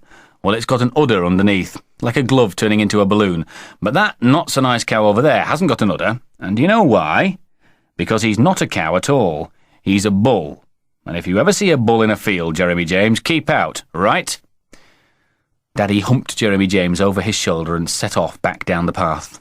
Jeremy James raised his head to have a last look at the cow without an udder. "Moo, moo, zoo, zoo," he murmured. "What did you say to him?" asked Daddy. "I just told him he ought to be in a zoo," said Jeremy James. "And what did he say to that?" asked Daddy. "I don't think he heard," replied Jeremy James. "I only said it quietly." Jeremy James and the Ghost. It was a wild and stormy night. The thunder rumbled like the tummy of a hungry giant, the wind howled like 50 pairs of twins, and the rain rattled at the window like Daddy's typewriter in between pauses. From time to time, Jeremy James' bedroom was lit by lightning, revealing Jeremy James himself sitting up in bed, wide-eyed, knees bent, shoulders hunched, with the blanket tightly wrapped around him.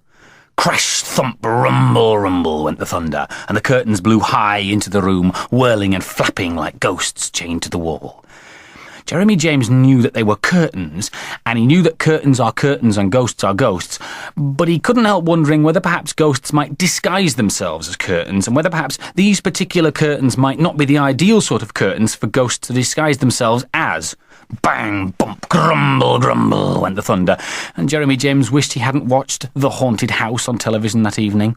Mummy had said he shouldn't because it would give him bad dreams, but Jeremy James had said he never had bad dreams, and Daddy had said he was a big boy now, so maybe just this once.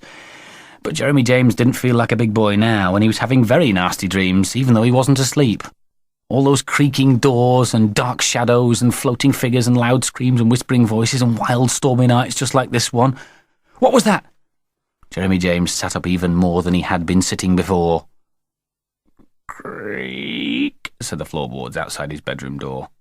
Crack, boom, mumble, mumble went the thunder, and rat-tat-tat went the rain, and howl went the wind, but definitely creak went the floorboards. And then click went the door handle, and squeak, creak went the door.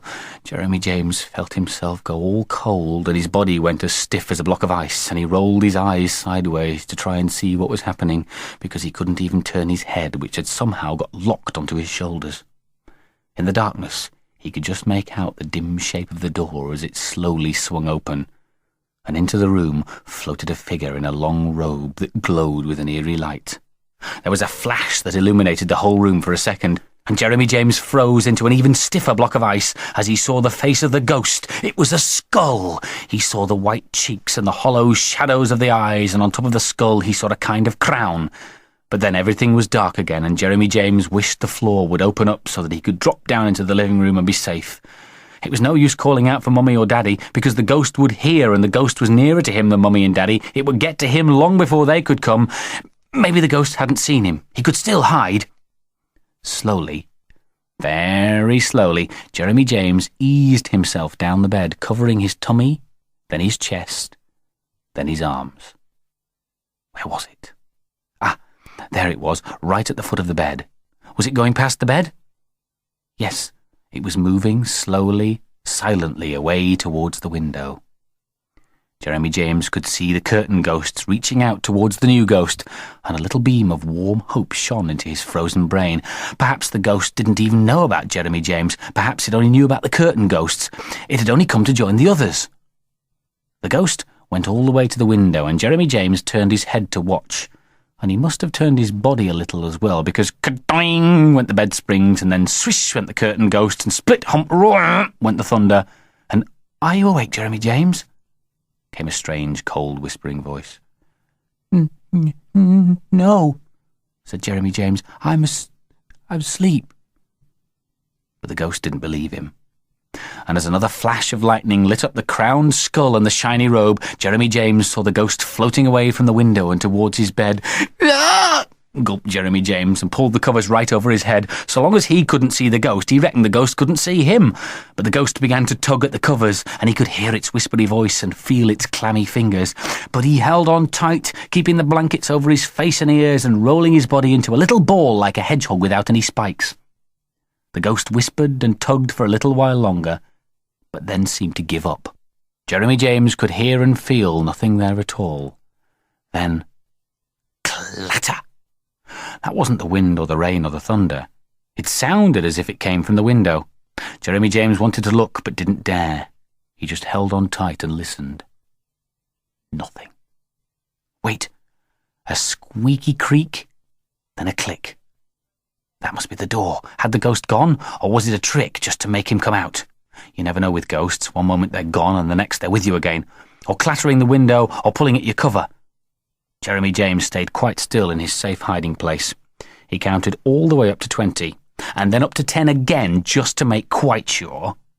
Then he slowly loosened his grip on the blankets, not completely, because he had to be ready to pull them tight if the ghost attacked again, but just enough to make the ghost think he was relaxing. Nothing happened. Still safe. Jeremy James very, very slowly lifted the blankets, and very, very, very slowly poked his whole head out from underneath. And still nothing happened. Now, even less slowly, and in fact quite quickly, Jeremy James poked an arm out from under the covers and reached for the light switch at the side of the bed. He'd been told it was to be used in emergencies, like wanting to do a wee in the middle of the night. This was certainly more important than doing a wee in the night. On went the light. There was no ghost, and the door was closed. He looked round the room till his gaze rested on the window. The curtains? They were still. So the curtain ghost had gone too. That must be it. The ghost had come to collect his friends, and they'd all gone out together. And if Jeremy James hadn't had the presence of mind to dive beneath the blankets and fight them off, they would have taken him with them. Jeremy James sat up in bed and felt very pleased with himself. There can't be many little boys, he thought, who have fought off a ghost and lived to tell the tale. Perhaps there would be a film about it tomorrow on the television. He would have liked to go and tell Mummy and Daddy about it straight away, but perhaps if he opened the bedroom door, well, you never knew what you might find out on the landing.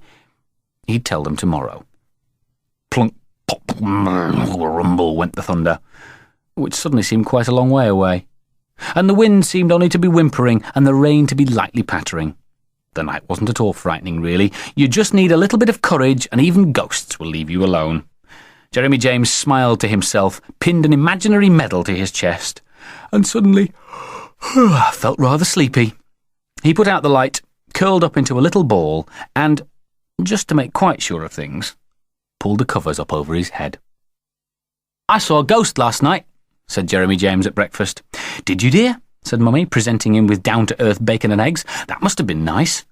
"No, it wasn't," said Jeremy James. "It was a bit frightening." Well, it would have been frightening if I'd have been frightened." "But you weren't frightened, eh?" said Daddy over the top of the newspaper. "No," said Jeremy James. "Good for you," said Daddy. "It had a long white robe on and a crown, and its face was a skull," said Jeremy James, "and it knew my name because it spoke to me in a horrible whispery voice." "When was this, dear?" said Mummy. "Last night," said Jeremy James. "During the storm, it came into my room and tried to take me away." "What did you say it looked like?" said Daddy. "It had a crown on," said Jeremy James, "and its face was a skull and it was wearing a shiny robe." Daddy's face suddenly broke into a big grin, and when Jeremy James looked at Mummy, she was grinning too.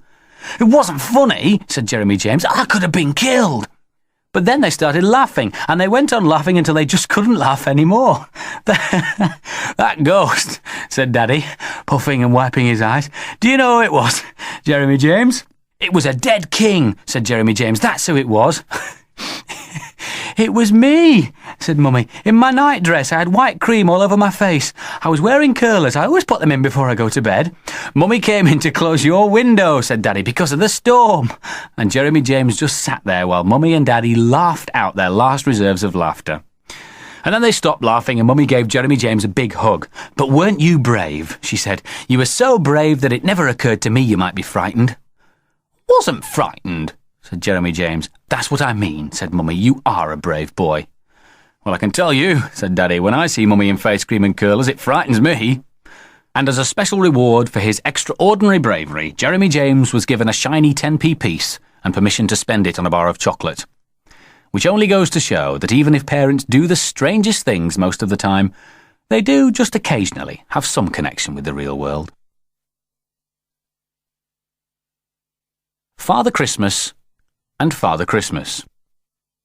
Jeremy James first met Father Christmas one Saturday morning in a big shop.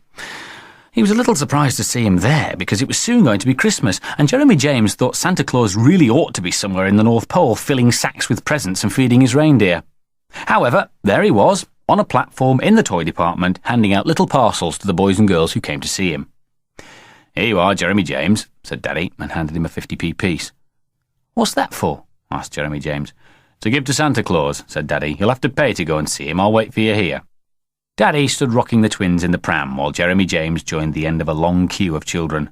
Mummy was busy wasting time in the food department. Jeremy James thought it was rather odd that you had to pay for Santa Claus. It was as if Santa Claus was a bar of chocolate or a packet of licorice all sorts. "Do we really have to pay 50p to see him?" he asked the tall boy in front of him. "Yeah," said the tall boy, "and he'll probably give you a plastic car worth 5p. Jeremy James stood on tiptoe to try and catch a glimpse of Father Christmas. He could just see him, all wrapped up in his red cloak and hood, talking to a little girl with pigtails. It certainly was him. There was no mistaking the long white beard and the rosy cheeks. It was really quite an honour that Santa Claus should have come to this particular shop out of all the shops in the world, and perhaps he needed the 50p to help pay for his long journey. Jeremy James looked across towards his daddy, and they gave each other a cheery wave. As Jeremy James drew closer to Santa Claus, he felt more and more excited. Santa Claus seemed such a nice man. He was talking to each of the children before he gave them their present, and he would pat them on the head and sometimes let out a jolly laugh. And only once did he seem at all un-Father Christmas-like. And that was when the little ginger-haired boy with freckles stepped up before him and said he hadn't got 50p, but he wanted a present all the same. Then Father Christmas pulled a very serious face, and Jeremy James distinctly heard him ask the boy if he would like a thick ear, which seemed a strange sort of present to offer. The boy wandered off grumbling, and when he was some distance away stuck his tongue out at Santa Claus. But by then the next child was on the platform, and the jolly smile had returned as the hand reached out for the 50p piece. Jeremy James noticed, with a slight twinge of disappointment, that the presents really were rather small. But as Santa Claus had to bring so many, perhaps he simply hadn't had room for bigger ones. It was still quite exciting to look at the different shapes and the different wrappings and try to guess what was inside them. And by the time Jeremy James came face to face with the great man, his eyes were shining and his heart was thumping with anticipation. "What's your name?" asked Santa Claus in a surprisingly young voice. "Jeremy James," said Jeremy James. "And have you got 50p for Santa Claus?" "Yes," said Jeremy James, handing it over. Then Santa Claus gave a big smile and his blue eyes twinkled out from below his bushy white eyebrows, and Jeremy James could see his shining white teeth between the bushy white moustache and the bushy white beard. All the bushy whiteness looked remarkably like cotton wool, and all the redness on the cheeks looked remarkably like red paint, which made Jeremy James feel that Santa Claus really was very different from everybody else he knew. "Is it for your reindeer?" asked Jeremy James. What?" asked Santa Claus. "The 50p, said Jeremy James. "Ah," said Santa Claus. In a kind of sort of manner of speaking, as you might say. Now then, Jeremy James, what do you want for Christmas?" "Oh, I'd like a tricycle with a bell and a saddlebag. Gosh, is that what you're going to give me?" No, not exactly," said Santa Claus. Not now, anyway, not for 50p, matey, but here's a little something to keep you going." And Santa Claus handed him a little oblong packet wrapped in Father Christmassy paper. "Thank you," said Jeremy James. "And do you really live in the North Pole?" "Feels like it sometimes," said Santa Claus. "My landlord never heats the bedrooms. Off you go. Next!" Jeremy James carried his little packet across to where Mummy had joined Daddy to wait with the twins. "Open it up, then," said Daddy. Jeremy James opened it up. It was a little box, and inside the little box was a plastic car. "Worth at least 2p, said Daddy. 5, said Jeremy James. Jeremy James' second meeting with Santa Claus came a week and a day later. It was at a children's party in the church hall. The party began with the Reverend Cole hobbling onto the platform and saying several times in his creaky voice that he hoped everyone would enjoy himself, and the party was to end with Santa Claus coming and giving out the presents. In between, there were games, eating and drinking, and more games. And as soon as the first lot of games got underway, the Reverend Cole hobbled out of the hall and nobody even noticed that he'd gone. The games were very noisy and full of running around, and as Jeremy James was extremely good at making a noise and running around, he enjoyed himself. The eating and drinking bit came next, and Jeremy James showed that he was just as good at eating and drinking as he was at making a noise and running around. In fact, Mummy, who was one of the helpers, having left Daddy at home to mind the twins and the television set, actually stopped him when he was on the verge of breaking the world record for the number of mince pies eaten at a single go. When, at last, there was not a crumb left on any of the tables, the helpers cleared the empty paper plates and the empty paper cups and the not-so-empty wooden floor. After a few more games, full of shrieks and squeaks and bumps and thumps, all the children had completely forgotten about Santa Claus.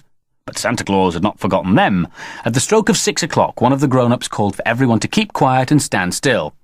And at 6:10, when everyone was quiet and standing still, the hall door opened and in came Father Christmas. The first thing Jeremy James noticed about Father Christmas was how slowly he walked, as if his body was very heavy and his legs very weak. He was wearing the same red coat and hood as before, and he had a white beard and moustache, but somehow they were not nearly as bushy. His cheeks were nice and red, but he was wearing a pair of spectacles. And when he called out to the children, "Merry Christmas, everyone, and I hope you're enjoying yourselves," his voice was surprisingly creaky and hollow-sounding. Jeremy James frowned as Santa Claus heaved himself and his sack up onto the platform. There was definitely something strange about him. The other children didn't seem to notice, and they were all excited as the helpers made them line up. But perhaps the others had never met Santa Claus before, so how could they know? Jeremy James patiently waited for his turn, and when it came, he stepped confidently up onto the platform. "Now, what's your name?" said Santa Claus, peering down at Jeremy James. "You should remember," said Jeremy James. "It was only a week ago that I told you." "Oh dear," said Santa Claus. "I do have a terrible memory." "And a week ago," said Jeremy James, "you weren't wearing glasses and your voice wasn't all creaky like it is now." "Oh," said Santa Claus, "wasn't I? Was it?" Jeremy James looked very carefully at Santa Claus' face, and Santa Claus looked back at Jeremy James with a rather puzzled expression in his brown eyes. "Santa Claus has blue eyes," said Jeremy James. "Oh," said Santa Claus, his mouth dropping open in surprise. "And he's got white teeth too," said Jeremy James. Said Santa Claus, closing his mouth in dismay. "You're not Santa Claus at all," said Jeremy James. "You're not." And so saying, Jeremy James turned to the whole crowd of children and grown-ups and announced at the top of his voice, "He's a cheat! He's not Father Christmas!"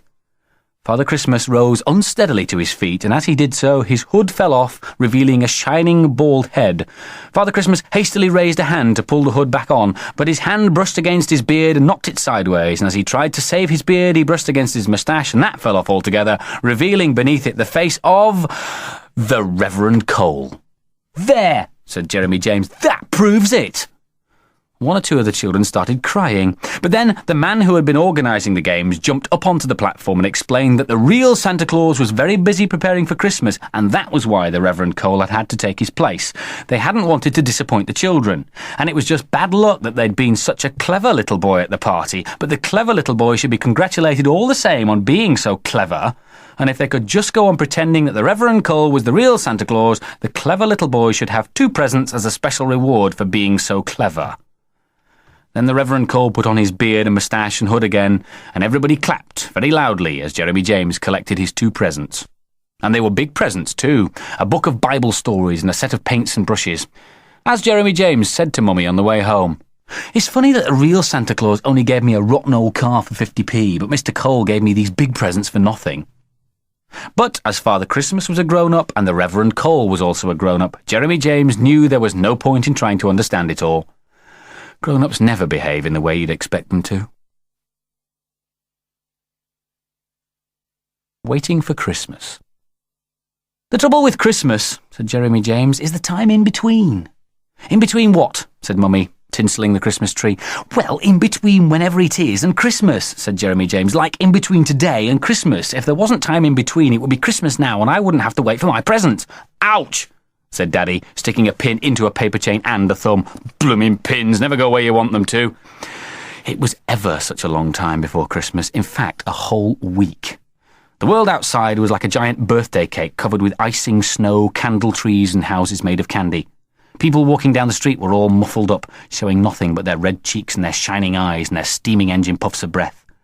Inside, it was cosy and warm, and Mummy had been busy bathing and feeding the twins, cleaning the house, cooking the lunch, and decorating the Christmas tree, while Daddy had been putting up a paper chain.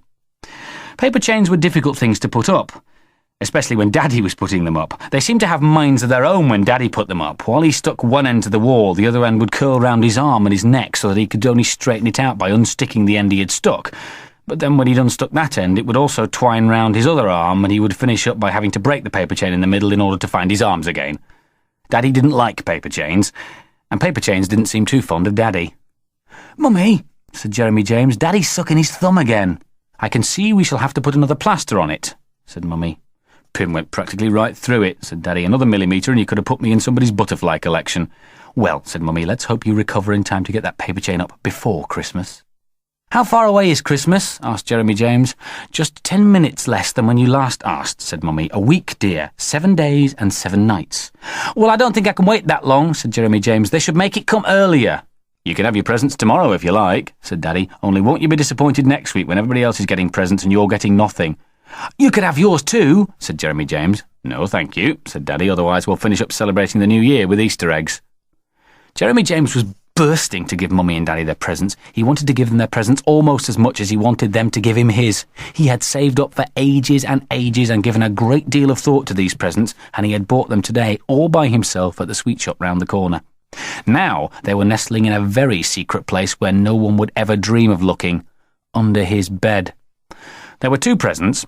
One, a bright box of licorice all sorts with a robin on it, and the other, a thick bar of chocolate with Santa Claus on it. And the only problem Jeremy James had with these two perfect presents was to decide which one he should give to whom.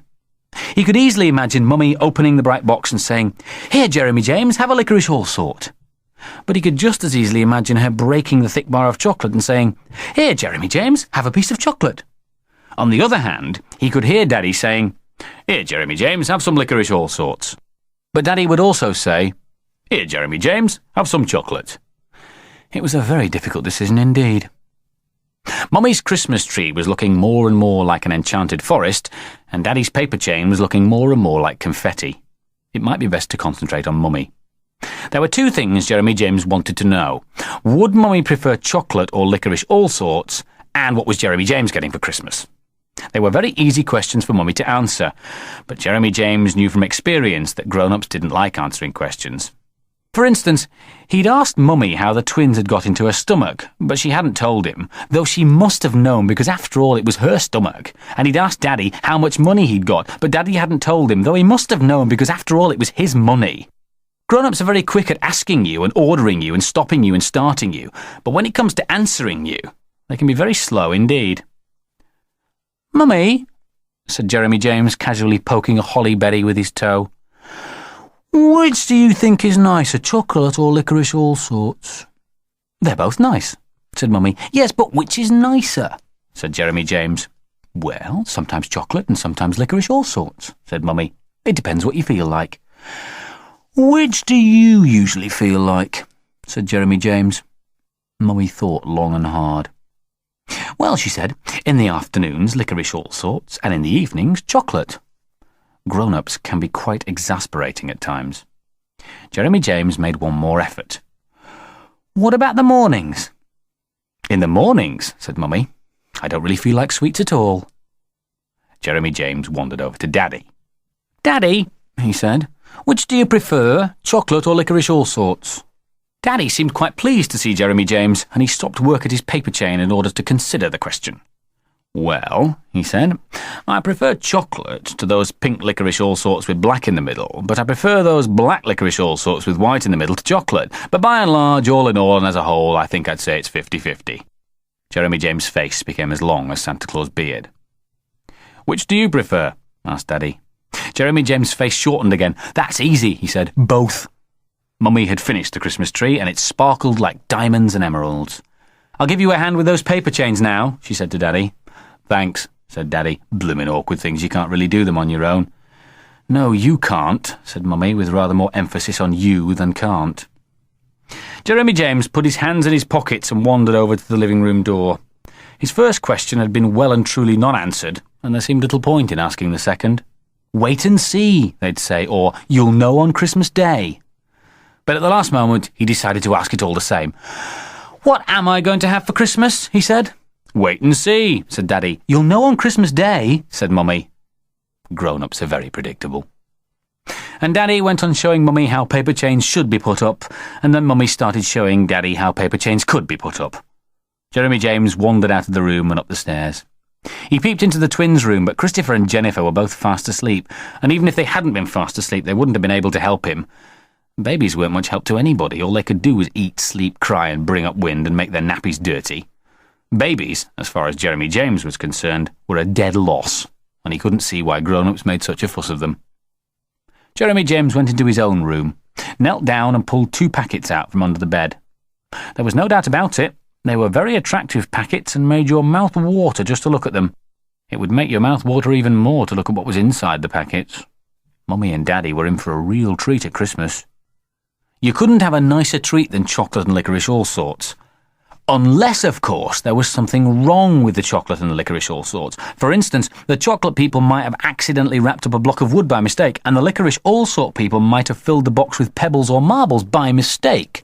These things do happen sometimes. Mummy had once found a piece of string in her soup, and Daddy was always finding little insects in his Brussels sprouts. And if the soup people and the Brussels sprout people can make mistakes like that, who knows what the chocolate people and the licorice all sort people might get up to? It was definitely safer for Jeremy James to have a quick look at what was inside the packets. Inside the chocolate wrapper, there was chocolate. Thick, dark, smooth-looking chocolate with ridges in between the squares where you could break bits off. Jeremy James wondered if the chocolate would taste as nice as it looked.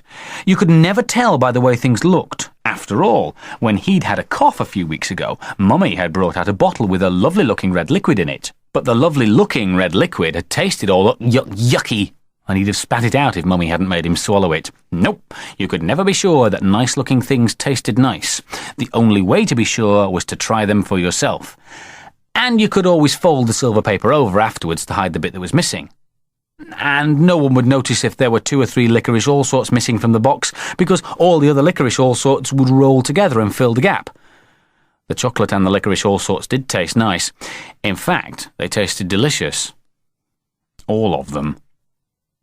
That night, which was just a week before Christmas, Jeremy James had a very bad tummy ache. Nobody else in the family had a tummy ache, but as Daddy said, it could just have been the excitement. Fortunately, he was quite all right again after a couple of days, but every so often Mummy and Daddy noticed a slightly worried look on Jeremy James' face, especially when the talk came round to the subject of Christmas presents. But by Christmas Eve, the worried frown had completely disappeared, and Jeremy James simply could not stop talking about Christmas presents. He couldn't wait to get his presents, and he couldn't wait to give his presents, and he wished time wouldn't pass so slowly, and he wouldn't sleep tonight, but he'd wait up for Santa Claus, and he wished he knew what Santa Claus was going to bring him, and would Mummy and Daddy like to know what Jeremy James had got them? He could tell them now if they liked, and he wouldn't mind if they told him what they were going to give him. He wouldn't mind giving and getting his presents straight away. No? Tomorrow? Oh, all right then, but supposing tomorrow didn't come? Tomorrow came, and it was the best Christmas there had ever been. Santa Claus had left a whole lot of apples and oranges and picture books and toys and sweets in Jeremy James' empty pillowcase, and he'd left more toys and nice clothes for the twins, and when Jeremy James went down to the living room, which was like fairyland with that sparkling tree and all those firmly fastened paper chains, he found an enormous parcel at the foot of the tree. Inside, there was the shiniest new tricycle with a bell and a saddlebag. But the most unusual presents were the presents Jeremy James gave his Mummy and Daddy. For Mummy, there was a beautiful box with a pretty little robin on its lid. And inside the box were lots of pebbles, which Jeremy James had very carefully picked up at the bottom of the garden. And for Daddy, there was a beautiful packet with a smiling Santa Claus on top and silver paper underneath. And inside the packet was a lovely block of wood, found in Daddy's tool shed, with a picture of Daddy on it drawn by Jeremy James himself. And although Mummy did make a little sound rather like when she first saw the box and Daddy's packet, she and Daddy smiled at each other, gave Jeremy James a big thank you kiss, and agreed that, without a doubt, their presents had been well worth waiting for.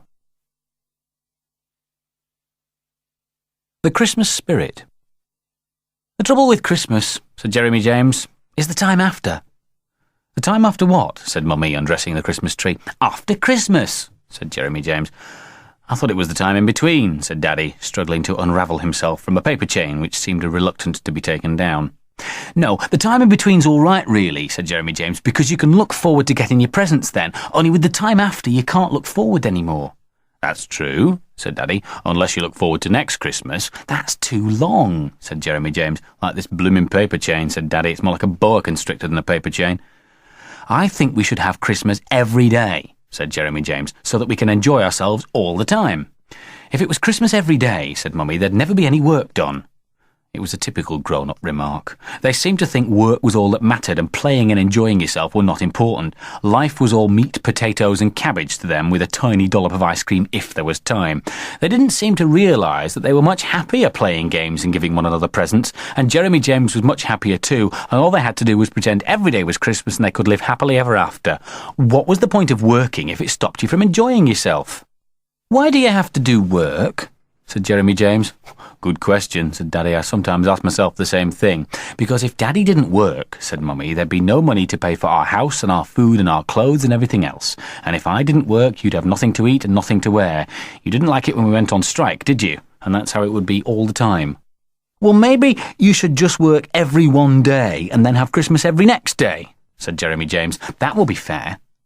Daddy agreed, and Mummy said perhaps they'd do that when their ship came home, and Jeremy James said he didn't know they had a ship, and Mummy said that it was just another way of saying when they were very rich, and Daddy said it was just another way of saying pigs would fly. Anyway, said Daddy, I agree with Jeremy James. If we celebrated Christmas all the year round, people would be happier, the world would be brighter, and I wouldn't have to keep fighting these blooming paper chains. There was no doubt that Christmas was well and truly over. The turkey, Christmas pudding and mince pies were all finished. The decorations were coming down. The cards and parcels had stopped arriving. And even the crisp white snow had given way to dirty great slush. It was as if the whole world had decided to be miserable. It made Jeremy James feel quite depressed, until he was suddenly struck by an interesting idea. Will the shops be open again now? He asked. Yes, said Mummy. Aha, said Jeremy James. The interesting idea looked even more interesting. I've got some money upstairs, said Jeremy James, left over from Christmas. Have you? Said Mummy. Yes, said Jeremy James. There was a moment's silence. Mummy didn't seem to have realised that Jeremy James had had an interesting idea. If the shops are open, said Jeremy James, I could go and spend some of my money, couldn't I? I haven't got time to go shopping now, dear, said Mummy, who had finished taking decorations off the Christmas tree and was now taking decorations off Daddy. Well, can I just go to the sweet shop round the corner then? Asked Jeremy James. Yes, I suppose so, said Mummy, only you'd better not spend more than 25p. That made the interesting idea a little less interesting than it had been, but still, you could buy a lot of nice sweets with 25p. 25p's worth, in fact. Can I go on my new tricycle? Asked Jeremy James. As long as you don't go in the road, said Mummy. It's pavement all the way, said Daddy, but don't go knocking down old ladies or garden walls and don't break the speed limit. The interesting idea became an interesting reality. Jeremy James, muffled up in scarf and overcoat, slipped a few shining coins into his shining leather saddlebag, tinkled loudly on his shining silver bell, and set out through the splashy, squelchy, slithery slush to break the world tricycle record between home and the sweet shop.